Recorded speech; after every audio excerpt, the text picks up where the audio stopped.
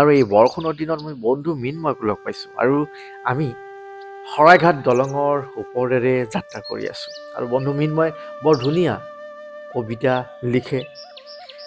তেওঁৰ মুখেৰে দুই এটা আমি কবিতা শুনিম আৰু নিশ্চয় আপোনাৰো বৰষুণৰ লগত জড়িত কিবা স্মৃতি আছে, আপুনি কমেণ্টত জনাব পাৰে। বৰষুণৰ বতৰত শৰাইঘাট দলঙৰ মজা